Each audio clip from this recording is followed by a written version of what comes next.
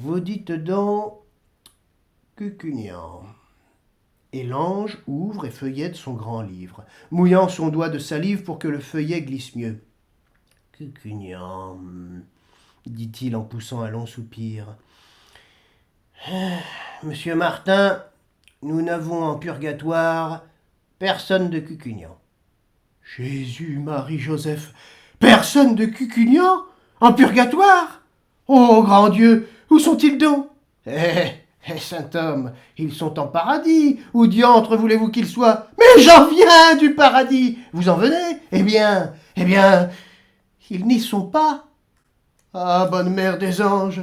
Que voulez-vous, monsieur le curé, s'ils ne sont pas en paradis ni en purgatoire, il n'y a pas de milieu, ils sont Sainte Croix. Jésus, fils de David! Aïe, aïe, aïe, aïe, aïe! Est-il possible? Serait-ce un mensonge du grand Saint-Pierre? Pourtant, je n'ai pas entendu chanter le coq. Aïe, aïe, aïe, aïe, pauvre nous! Comment irais-je en paradis si même Cucugnan n'y sont pas? Écoutez, mon pauvre monsieur Martin, puisque vous voulez coûte que coûte être sûr de tout ceci et voir de vos yeux de quoi il retourne, prenez ce sentier. Filez en courant si vous savez courir. Vous trouverez à gauche un grand portail. Là, vous vous renseignerez sur tout. Dieu vous le donne. Et l'ange ferma la porte. C'était un long sentier, tout pavé de braises rouges. Je chancelais comme si j'avais bu. À chaque pas, je trébuchais. J'étais tout en eau, chaque poil de mon corps avait sa goutte de sueur et je haletais de soif. Mais, ma foi, grâce aux sandales que le bon Saint-Pierre m'avait prêtées, je ne me brûlais pas les pieds. Quand j'eus fait assez de faux pas clopin-clopant, je vis à ma main gauche une porte. Non, un portail, un énorme portail, tout bâillant, comme la porte d'un grand four. Oh! Mes enfants, quel spectacle! Là, on ne demande pas mon nom. Là, point de registre. Par fournée et à pleine porte, on entre là, mes frères, comme le dimanche vous entrez au cabaret. Je suais à grosses gouttes, et pourtant j'étais transi. J'avais le frisson. Mes cheveux se dressaient, je sentais le brûler, la chair rôtie, quelque chose comme l'odeur qui se répand dans notre Cucugnan quand Éloi le maréchal brûle pour la ferrer la botte d'un vieil âne. Je perdais haleine dans cet air puant et embrasé. J'entendais une clameur horrible, des gémissements, des hurlements et des jurements. Eh bien, entres-tu ou n'entres-tu pas? Toi, me fait en me piquant de sa fourche un démon cornu. Moi, je n'entre pas. Je suis un ami de Dieu. Tu es un ami de Dieu? Eh, bougre de teigneux, que viens-tu faire ici? Je viens... Ah!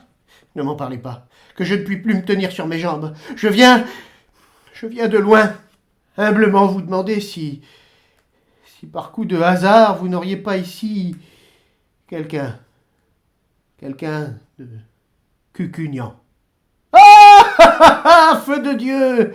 Tu fais la bête, toi, comme si tu ne savais pas que tout Cucugnan est ici. Tiens, les corbeaux, regarde. Et tu verras comme nous les arrangeons ici, tes fameux Cucugnanais. Et je vis, au milieu d'un épouvantable tourbillon de flammes, le long coq-galine. Vous l'avez tous connu, mes frères, coq-galine, hein, qui se grisait si souvent, et si souvent secouait les puces à sa pauvre clairon. Je vis Catharinette, cette petite gueuse, avec son nez en l'air, qui couchait toute seule à la grange. Il vous en souvient, mes drôles, hein? Mais passons, j'en ai trop dit. Je vis Pascal Doigt de Poix, qui faisait son huile avec les olives de monsieur Julien. Je vis Babette la glaneuse, qui en glanant pour avoir plus vite noué sa gerbe, puisait à poignée au gerbier. Je vis maître Grapasi, qui huilait si bien la roue de sa brouette, et Dauphine, qui vendait si cher l'eau de son puits, et le tortillard, qui lorsqu'il me rencontrait portant le bon Dieu, filait son chemin, la barrette sur la tête et la pipe au bec, et fier comme Artaban, comme s'il avait rencontré un chien, et Coulot avec sa zette, et Jacques, et Pierre, et Tony. Ému, blême de peur, l'auditoire gémit en voyant dans l'enfer tout ouvert qui son père, et qui sa mère, qui sa grand-mère, et qui sa sœur.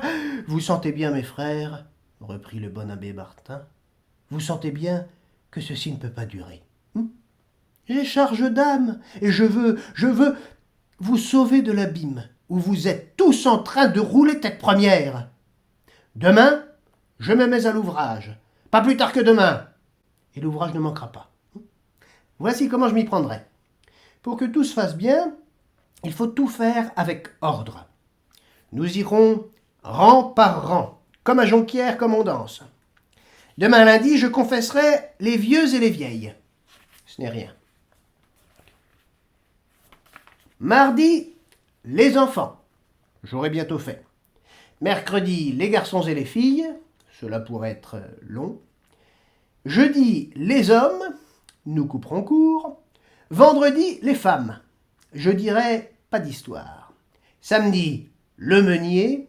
Ce n'est pas trop d'un jour pour lui tout seul. Et si dimanche nous avons fini, nous serons bien heureux. Voyez-vous, mes enfants, quand le blé est mûr, faut le couper. Quand le vin est tiré, il faut le boire. Voilà assez de linge sale, il s'agit de le laver. Et de le bien laver. C'est la grâce que je vous souhaite. Amen.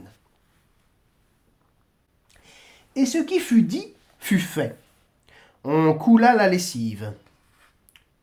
Depuis ce dimanche mémorable, le parfum des vertus de Cucugnan se respire à 10 lieues alentour. Et le bon pasteur M. Martin, heureux et plein d'allégresse, a rêvé l'autre nuit que, suivi de tout son troupeau, il gravissait en resplendissante procession au milieu des cierges allumés, d'un nuage d'encens qui embaumait et des enfants de chœur qui chantaient Te Deum, le chemin éclairé de la cité de Dieu.